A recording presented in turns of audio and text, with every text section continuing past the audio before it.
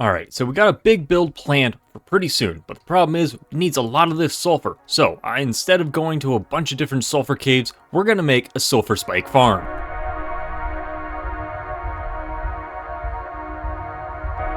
Now, it's been a while since we've added an addition to our industrial district, but today we're adding one that does both the sulfur spikes and the pointed dripstone.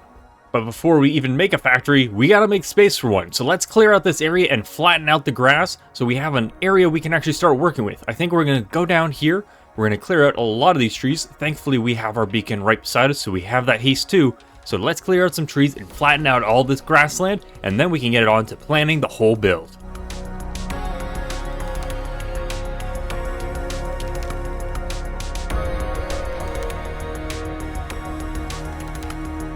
And voila, we're all good to go. We've cleared out a bunch of the trees and kind of flattened off the land a bit. All this whole ravine here has been completely covered over. We can kind of free cam over into it. If we ever need to get access to it again, it's right here. But we don't need it anymore because we need a lot of this open land for all this construction. And I've already placed a little bit of an outline of my plan for what I want to go right here.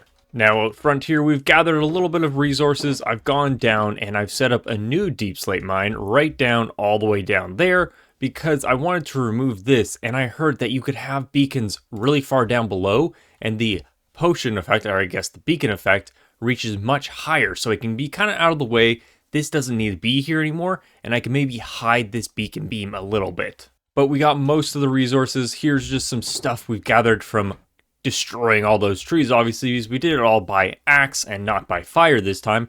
Maybe when I eventually decide to replace every single tree on this island with custom ones, we might have to employ a couple flint and steels just to make the process a little bit faster. Now, this whole factory setup is going to be split into two parts. Out here is going to be the processing plant where we'll store all the stuff and maybe set up some crafters later on. I'm not sure. We gotta kind of plan it all out and see how it's going to turn out, and then we can make more decisions. And over here is going to be the mine. Now, I wanted to do something slightly different for this factory because for all the other ones, they've kind of just been, you build the Minecraft farm and then I build a shell around it. This one, I want it to be kind of practical looking, where you can actually walk by and see things growing, and it's more visually pleasing than kind of these shells I've been building. So the plan is to hollow out a nice tunnel here, put a cool gate on the front, and have a couple caves with both the sulfur spikes and the dripstone deep inside. And it'll be a kind of facade, so we'll have these kind of shells where I'll have these real caves that I make look like the ones you see deep underground,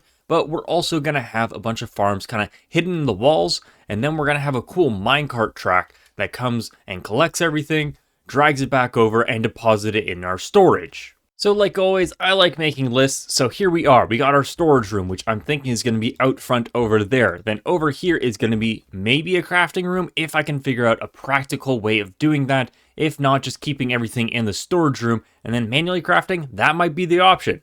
Then we have our fake caves and hidden farms deep in here. We gotta do a lot of mining. Thankfully, we have our haste 2 now, so all this stone and then the dirt will be easy to remove. And then, of course, detailing and more. I've cleared out a bunch of these trees, so now we're looking at a really flat area, so we're gonna combine probably doing some bone mealing of the ground so we can get back to kind of the messy ground, as well as maybe sticking in a couple trees, adding in some stuff out here, make it a little bit more messy so we have less of just a single building, which is what I've been doing so far.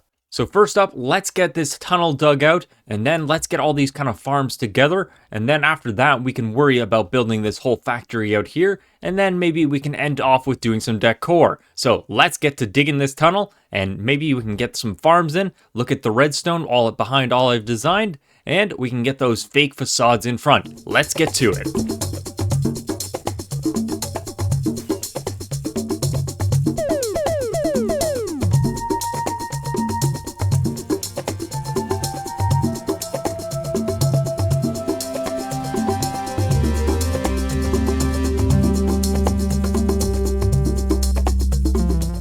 Alright, and here we are, a little bit more detail I did after I ended the recording there by mistakes, but here we go. We have a little bit of a light here.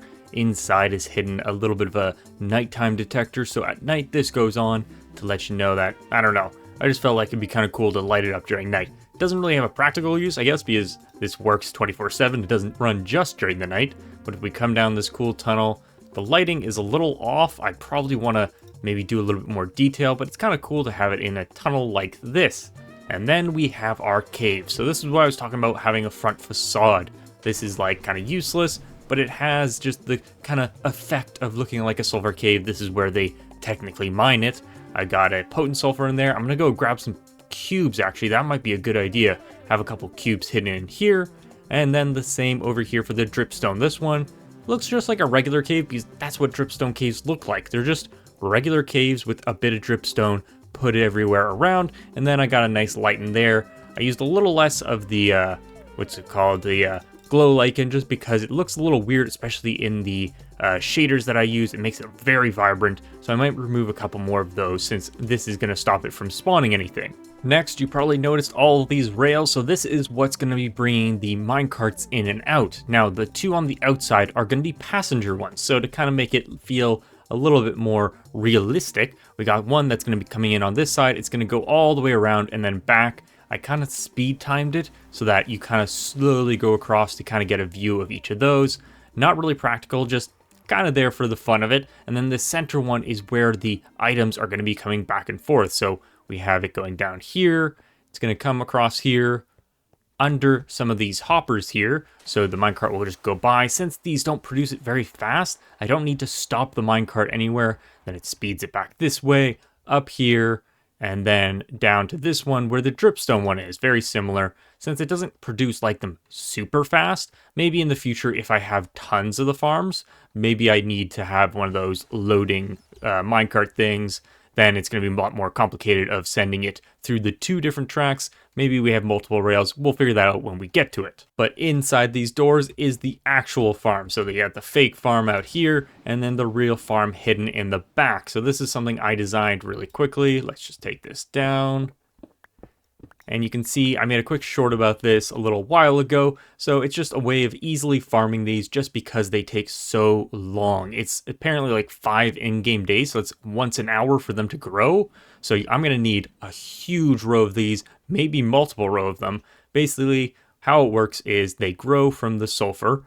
When they go down by one, this updates, sends a signal, pushes the pistons. Now with these, they can actually drop and put them below. So I already set up some on the bottom, and when these get a second one on top, it signals this, goes back, and then you have the target block to push those and break. We have mud. It could be mud or soul sand because it's less than a block tall technically. And then we have some hoppers under here, which just feed all the way to where I just showed you underneath. With these guys, as you can see, one actually grew there. I put my spare ones in here, and then those are going to be brought over with the hopper minecart. And then let's go check on the dripstone farm. It's very similar, just a lot more simple because you don't need to have the top and bottom version. This one, the only difference is you have to go up here, and it needs some water on top for it to start growing. The dripstone is if you have lava on top, it drips lava into cauldrons. If you have water on top, it causes these to start growing. So we might be able to see, let's see if we have any yet. No, not yet. They haven't started to grow. I just finished this a couple minutes ago, but we'll see the efficiency of this, if this is even how it's properly done. I did all my testing with the sulfur ones. I didn't really do any testing with this because they are kind of old. I just assumed they would work. So now we can leave that to run in the background. It's not going to collect it yet. It'll just get stuck in those hoppers, but we have plenty of them, and these things grow slow enough where it's not going to take a lot of time.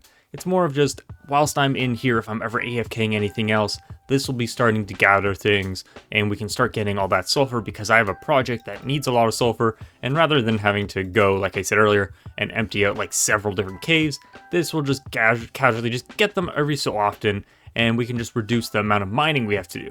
Now it's time for the building out front. So we have the storage room out here and then the possible crafting room. I've already designed how I want the storage to go because I want to kind of filter things. I want to basically have the minecart come around here, stock up here, empty everything into a system. It sends it all around to the storage, and then maybe figure out a way to do it into the crafting. I don't know how I want to do it, but first let's get the storage up. So let's do the redstone first. It's a little bit of redstone, not too much, just to get the storage. It's a basic storage thing. I've been doing storage so often now, I kind of got it all down. So let's go place that in real quick, and then we'll just show it off and tell you how it works. And here we are. So how it's going to work is we're going to connect those tracks, that center track up over there, with a hopper minecart. It's going to come across here. It's going to pick everything up from out there, come around to this front entrance, and then how it works. Actually, let's go grab a minecart real quick so we can show it. So we're going to have this hopper minecart. It's going to be connected up, obviously. And then when it comes through this way, it'll get pushed up here, and as you can see, there's nothing inside of it. So let's put, actually, let's go grab some of these sulfur spikes. We probably have them somewhere around here, right? Right, maybe right, there we go. All right, so let's say we've had a big haul, and we got 30 of these guys. All right, let's just go 15. It's gonna get onto the cart. Let's kind of see, can we put it back on? There we go. And this is going to detect it, which is going to depower this, which means it's going to depower the power drill. And as you can see, the second it runs out, it's going to get shot back off to go and gather more. So it's just going to be constantly going back and forth, gathering and then dropping it off. It's going to go through this hopper chain into this dropper elevator. Very simple design. If anything is red in here, sends a signal. And then this is just a looping thing. You can kind of tell. It just shoots back and forth, which also sends a signal to this observer, which then sends it all the way up, basically just pushing it up these droppers into that hopper, which then goes around into this area here, where we have a bit of a filter. So it's just a basic filter. How it is we need to set up the filter, actually. So in this one, we need to set, I think we're going to do the sulfur spikes, but we need to have the items in here like this. Something's not right. Let me fix. Turns out I was missing the torch here. I missed that. So now if we place in some filter items or some just filler, and then we toss in just the sulfur spikes, this is going to go down to about 41, I think it goes to. And now it's going to stop. So every time we get an item, so either a dripstone or a sulfur spike, it's going to go up here and across, and it's going to try and come down here. Now, if it can go down here, it will, because that's going to be the first option. And then it will get filtered into these two first chests here. Basically, we just have a hopper line that probably fills up this side first and then goes over here when it's full. But if it can't go into the filter, so that's the drip zone, it's going to go across into these ones. I assume the drip zone would grow faster. Maybe I'll flip it over. It's easy to kind of change the filter. Basically, I extend this over to here and then just attach this one to here. It's like 3 or 4 extra hoppers, not a big deal. But now, as you can see, we have 51 of them in here. Let's shove it up. It's going to get loud. It's going to start throwing them up. We're going to go up there. Let's see if we can catch a couple of them. Run up here really quick. You can see it's going to go across, and it's not going to go through because it has the option to come down here. And since it's only going one at a time up here, we'll never have an overload where it's like this gets filled up to 64 and then forces it over. And then we come over here, and as you can see, it's back up to 51. So that's how many we put in, and it sends it off the second it finishes unloading it, and we can continue gathering. So we just need to hook this all up and then basically just leave this running non-stop whilst we're in the area, and it'll start bringing all of these sulfur spikes and then the dripstone over to these ones. We'll see what we want to do. This is just basic. We can remove these chests and put these hopper lines into some crafters over here if we decide to on a later time. But now that we have our internals, all the redstone, we might add more redstone when we get to the crafter. We'll figure that out another time. We just need to hook it up, let it start running. I mean, we're collecting stuff right now as it is, but now we need to put the shell around this whole thing.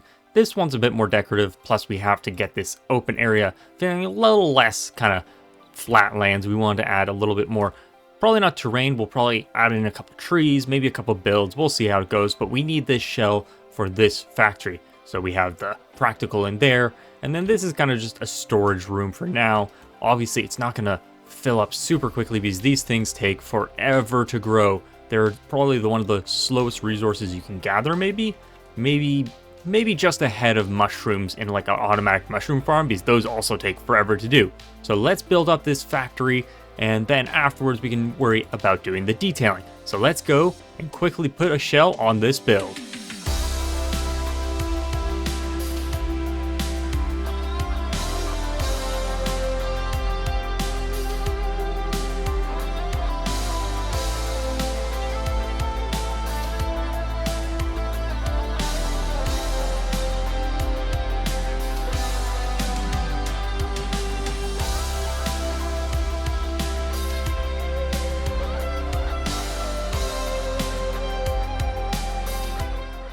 Alright, we got a bit of the detailing in. I kind of skipped over the check-in point just because I wanted to get all the detailing done.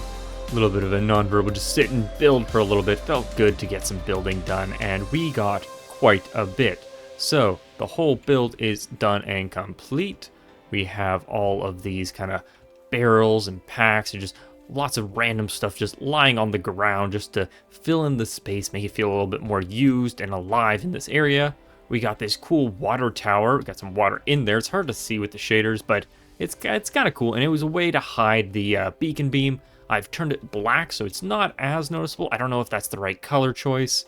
I mean, I'm going to have to make a way to get down below, because that is where I have my new bedrock, or not bedrock, deep slate mine, just because the one by my original base is kind of running out, and I would have to completely move the beacon to kind of get it back into range. But we also went and did some custom trees. These are ones I designed, oh, it's getting close to about a year now.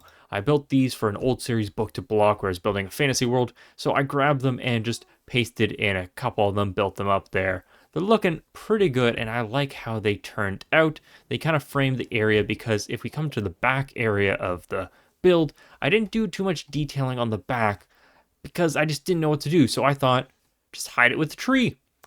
Can't see this massive flat wall because you got a tree in the way, and I'm never going to be coming back here, so it's more of when you're kind of like flying overhead. Let's see, can we see it from above here? Yeah, can barely even tell. Maybe I'll put like a window or something up in there, but it kind of fills in the area quite nicely.